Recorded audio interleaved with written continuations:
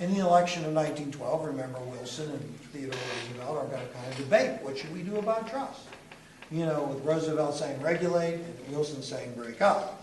Now, another issue in the time period is patronage. And this is still in the Gilded Age. And patronage wasn't simply an issue for that time period. The idea of patronage was to sort of reward your political supporters with the fruits of office, jobs. To put the people that helped you get elected into government jobs as a reward for their assistance. And remember, the first really person to do this as president is Jackson. What did Jackson call his replacement of 10% of the, yes? Rotation in office. Way to go. Now we're getting something. Rotation in office. I did not review the Jackson administration in class at all. We wrote an essay on that. It would be worth looking at Jackson and his movement. Remembering that the big thing about Jackson is this idea of the common man. That the common person should influence, should govern, should participate. And that's one of the reasons that's one of the ways that Jackson kind of justified replacing aristocratic kind of public servants with people on a rotating basis, arguing that it was more democratic. Remember, we said by the administration of James Garfield, patronage had gotten so out of control that Garfield was assassinated by a disgruntled office seeker.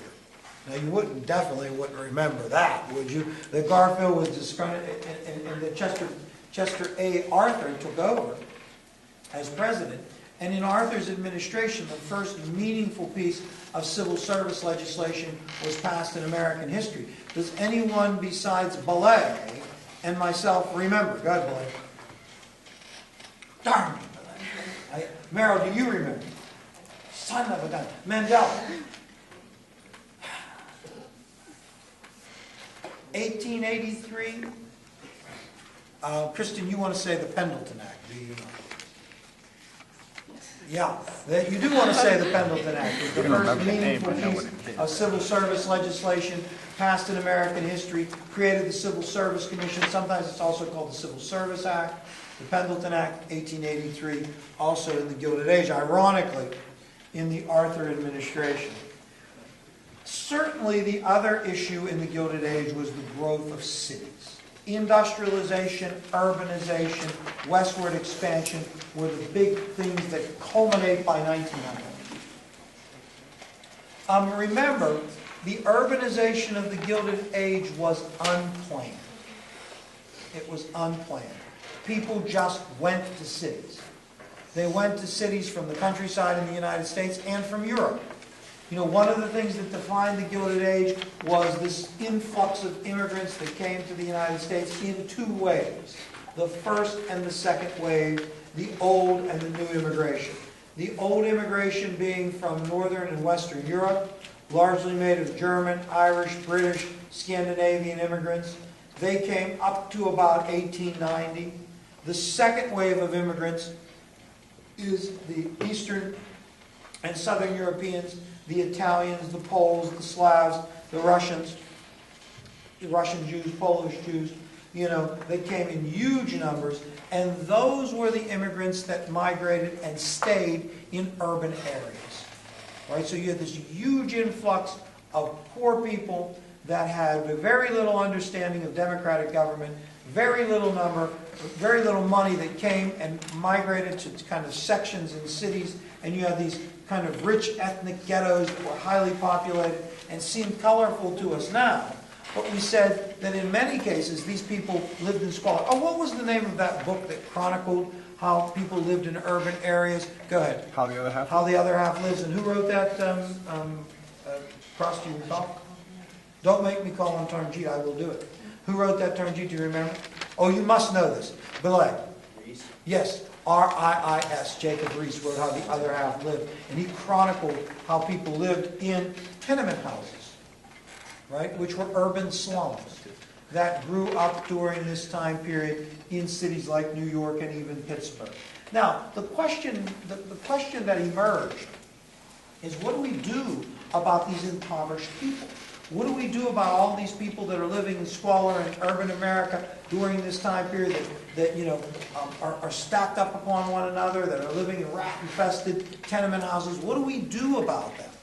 And remember, we said, most people said nothing. Social Darwinism.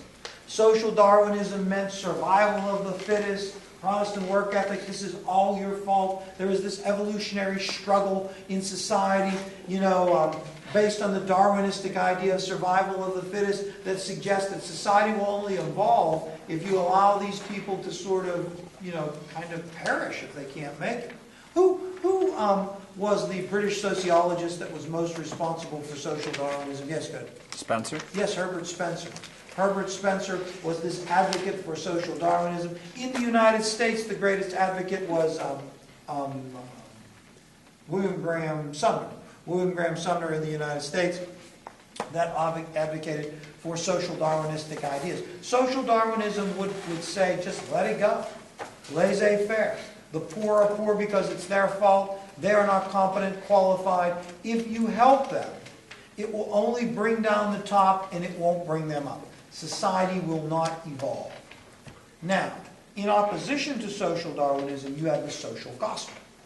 And the social gospel suggested that, look, it was part of a larger movement that suggested, look, maybe people's poverty is not their fault. The Protestant religions of the time said, hey, these people are poor because they're sinners. The social Darwinism said, these people are poor because they're losers. Right? And in both cases, neither justified any assistance.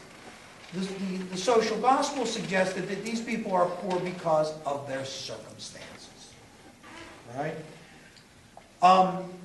Their circumstances being the reason, and that it was a Christian obligation to try to fix them. Along with the social gospel, you also had the settlement house movement that advocated for, kind of helping these people as well. And those settlement houses were established by, college-educated women. And the most famous settlement house was, of course, what, Jazzy?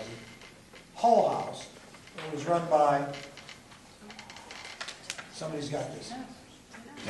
Jane Addams. How many D's? Two D's, right? Jane I'm going to guarantee you somewhere on that test is going to be Jane Addams. The AP loves Jane Addams, right? They love her. So Jane Addams' settlement house movement is all part of responding to this. Now, the last thing that we talked about in terms of the Gilded Age was expansionism, imperialism. And one thing that you can think of, the communists, Stalin, and the communists said the final phase of capitalism is imperialism. Once capitalism grows so big, then it can't really buy all its production. It tends to expand to the world. Imperialism, taking over other countries for the good of capitalism, is the final stage. Well, it is true that by 1900, the capitalist countries of the world were extending their influence in the world. Remember I said today, 1880s, that's when France went into Indochina. Movements into Africa, England, in various places establishing colonial possessions. It's in this context that 1895, kind of in particular, and after that, where the United States now, this burgeoning economic superpower, is expanding its influence to the world. And this small group of politicians who argued, look, this is just the way that it is. That the United States is this superpower, it has this economic, power. It needs to couple with that military power. It needs to expand its navy. It needs to establish coaling stations and maybe acquire colonies. The group of people who were militaristic expansionists were called Jingos. Now, the most famous Jingo was Theodore Roosevelt. But the ideological father of the Jingos was Alfred Thayer Mahan. What book did he write? Oh, somebody's going to get this. Kristen, go ahead. Darn you! Go ahead. What about the Navy? Yes, that's the book. Yes, it was a good one.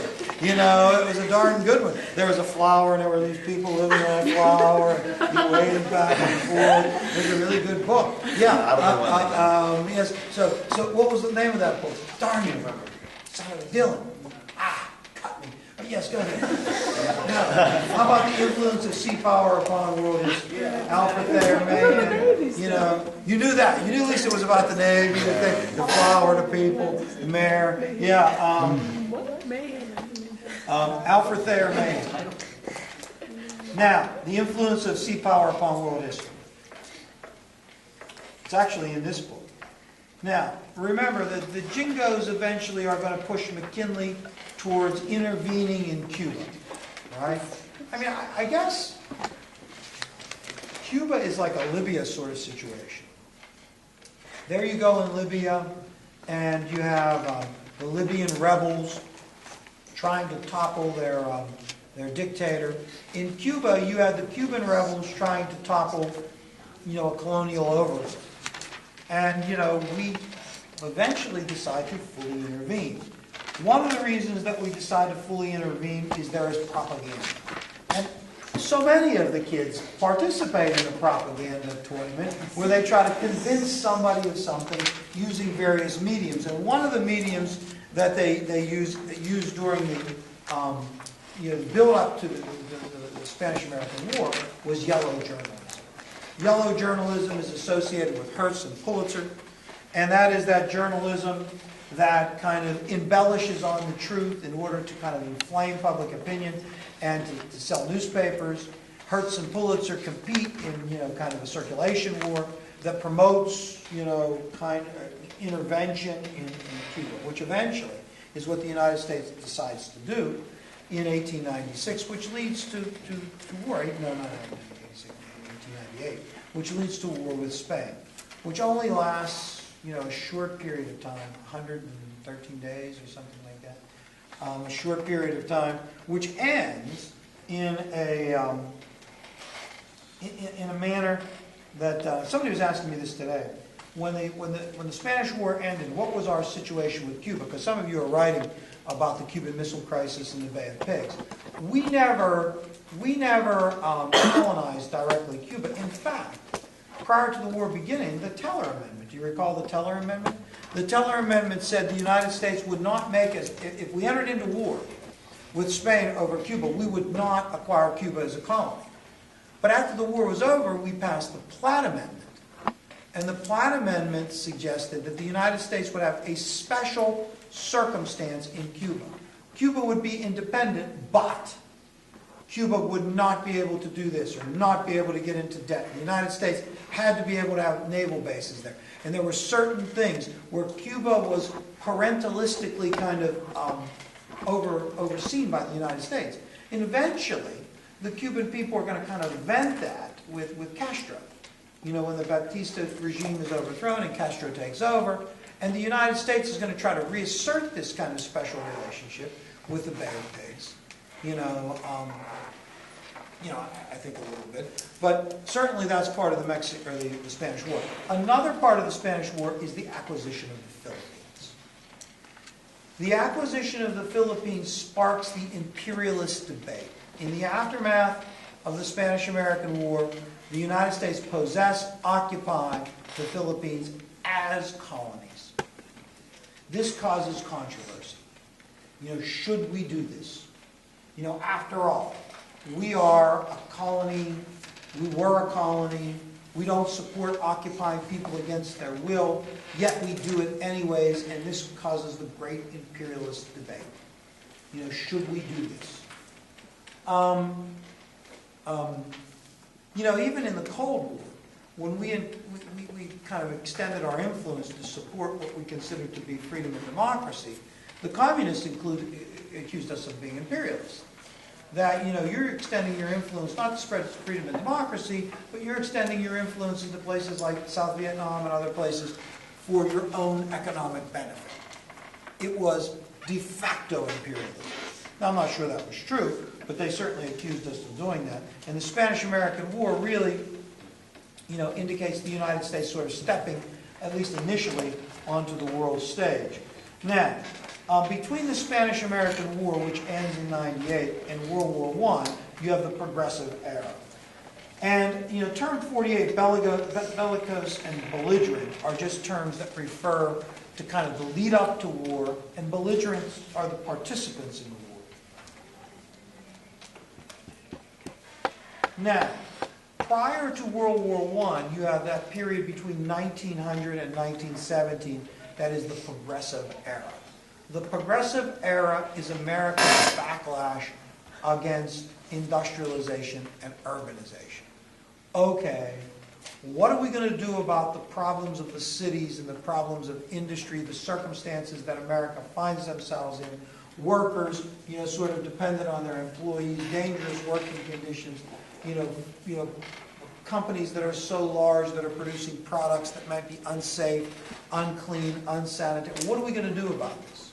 What are we going to do about these urban slums? What are we going to do about this simmering discontent? What are we going to do about this? Well, we're going to fix it. And that's the Progressive Era. And how are we going to fix it?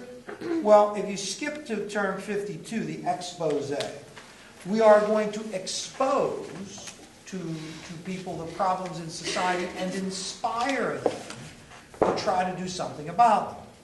And the people that are going to do these exposés in generally magazine articles are the muckrakers. Right? The muckrakers is term 53. And the muckrakers were the catalyst of progressivism. They were the ones that wrote the articles. They were the ones that inspired people to take action. We talked about Upton Sinclair. Oh, what did he write? What was the name of his book, Upton Sinclair? Does anybody besides Facsetti and myself remember? Go, Baker. The Jungle, right? The Jungle, yes, Upton Sinclair. What did he write about, Facsetti? It was about, like, a meatpacking. Meatpacking industry in Chicago. Remember the handfuls of dried dung of rats that was all on the meat and went into the hoppers together with the sausage? Which made Theodore Roosevelt sick and resulted in the Pure Food and Drug Act and the Meat Inspection Act in 1906. That was the muckrakers. Now, one of the things that the progressives advocated, a prevailing kind of reform of the time period, was temperance and prohibition. Why are there so many problems? Right? Why do we have problems in the cities? Why are people getting hurt? Why are people living in squalor? Because they drink too much.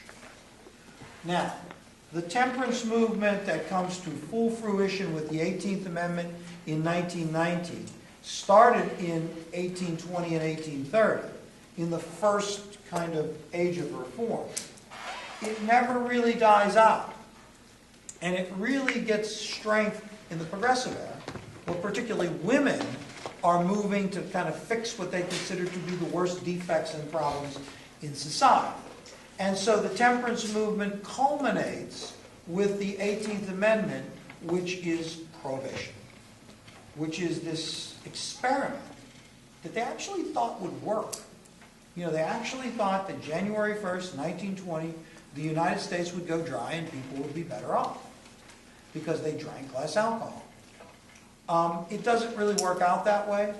It creates a division between wets and dries, which, people really didn't fully understand in the 1920s.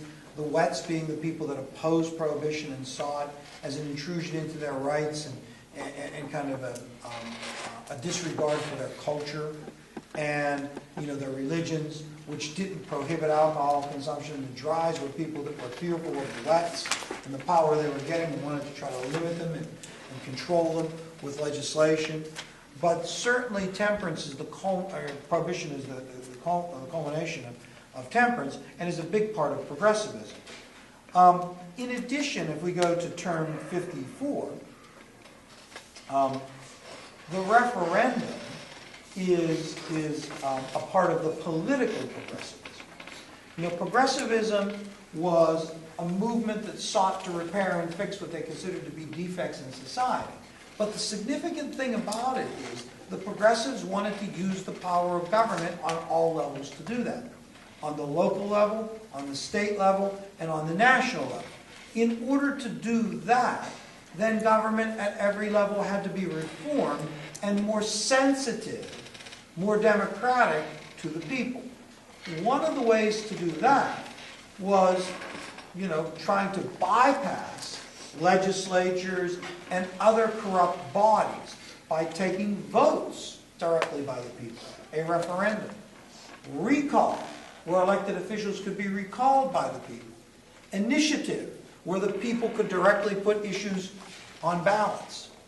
And we said, another good example of this was the direct election of senators, right, which was the 17th Amendment.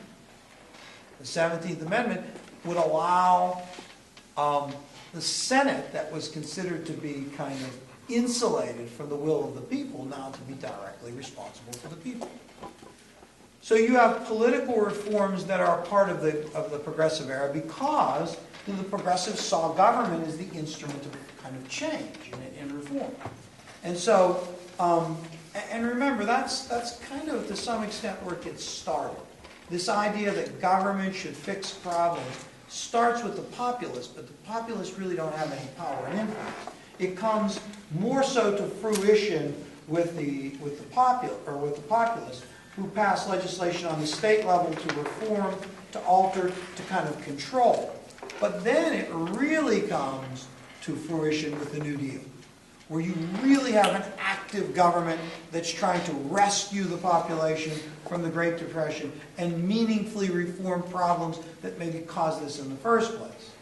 After the New Deal, you also have the Great Society, which is Johnson's kind of extension of the New Deal. Remember, the New Deal passed in Franklin Roosevelt's administration, but after the court packing debacle, Roosevelt and then his successor, Truman, aren't able to extend the New Deal. And then Eisenhower is not inclined to extend the New Deal. And Kennedy is only in office for a short period of time. But Lyndon Johnson, as president, is going to extend the New Deal. He's going to expand. It's Lyndon Johnson that creates Medicare and Medicaid. These bigger social programs that expands the social safety net, poverty programs, slum cleanup. The Great Society that Johnson called is a further extension of kind of what starts with the populace, spreads to the progressives, eventually is extended into the New Deal, and then comes to full, kind of fruition in Johnson's Great Society. It is that Great Society and this role of government in the lives of people that Ronald Reagan is going to argue against in 1980. When Reagan is elected in 80, where he says, look, government isn't the solution to your problems, which the populace said it was, and the progressives tried to show, and Franklin Roosevelt extended, and then Johnson expanded even further, that the government wasn't the solution to your problems, it was the problem. So that Reagan was a counter-revolution. But anyways, if we go back to referendum 54, that takes us to 55, the lost generation. Now, the lost generation puts us into the 20s, where we were, in our last test. Now, in terms of the 20s, the lost generation is a literary movement, right? I mean, these are people that are disenchanted with writers that are disenchanted with what they can see is sort of the shallowness of American society. They're frustrated by the rejection of the League of Nations, the idealism of progressivism gone. They sometimes retreat to Europe to write. Ezra Pound, others are kind of associated with the lost generation. Gertrude Stern. Do you talk about this in the English class? No? Who is your teacher? She's mean to the kids, isn't she? No, she's not mean to the kids. She's nice to the kids. Luke, you talk about that. You read no books of the 20s. We did. We did not talk about the lost generation. What books did you read from the 20s? Oh, that's a good one too, right? F. Scott Fitzgerald, right, is the Great Gatsby. But the Lost Generation, the Harlem Renaissance is also part of the 20s, where the African American sections of New York with jazz and other things that are part of the 1920s, kind of a resurgence of bubbling up of black culture and pride, in the segregated sections, de facto segregations in the cities of the North and in parts of the South, are also issues. And then you have kind of the whole backlash issue with 56, right? Okay, we're in the 1920s, and now we have this cultural conflict. And this cultural conflict that we tried to talk about or we tried to read about is part of like the whole progressivism. Progressivism, you have urbanization, industrialization, the world is different, let's try to fix it, right? Well now, by the 1920s, that different world had come into full fruition. People lived in the cities, right? The immigrants that came in to work in those factories now were established in places. They were gaining power, and influence. And so there was a backlash by people in the 1920s that said, we don't like this. We don't like the changes we see. We don't like, what young girls are doing with the flappers. We don't like radical ideas like evolution creeping into our schools.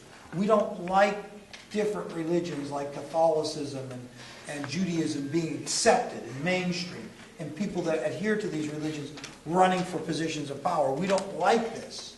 So we are going to kind of try to respond to that and try to push things back, and we do that with the emergence of the first Ku Klux Klan, and that kind of paranoia is evident in the first Red Scare, right, that you see there. And we reviewed this the other day. We said that Red Scare, was really a response to the Bolshevik Revolution in 1917, a fear that communists were right here, and that they were planning a violent overthrow of the U.S. government. And violent labor disputes and unexplained bombings all seem to provide evidence of that. And what was the Wilson's Attorney General that kind of stepped up and said, don't worry, I'll protect you from these no-good communists? Yes, go ahead. Palmer? Yeah, Mitchell Palmer. The Palmer raids. Right? Now, did I ask a question about that on that? I may have asked a question about that on our test. Well, so those of you that are going to self-take the test, now you'll know. There's a question about that. But I think I told the kids about that before. Lots of things in the 1920s, but we reviewed several of them for the past test. And then we get into sort of the economics of it. And the economics of it involve, sort of the end of the 1920s is the great stock market crash in October of 29, right? And I don't know why I have the bonus army before the bull market. But the great stock market crash ushers in the Great Depression. Now, I'm just going to take another second, and then we'll mop the rest of them up on Tuesday. We've got a pretty good amount of them done, do we not, John? Yeah. So let's just do the stock market crash and the depression, and then we'll pick up there, and we'll come back on Tuesday, and we'll mop up the rest of that, and we'll do some other things that we think about. If there's anything, incidentally, that you would like kind of me to go over, I'd be happy to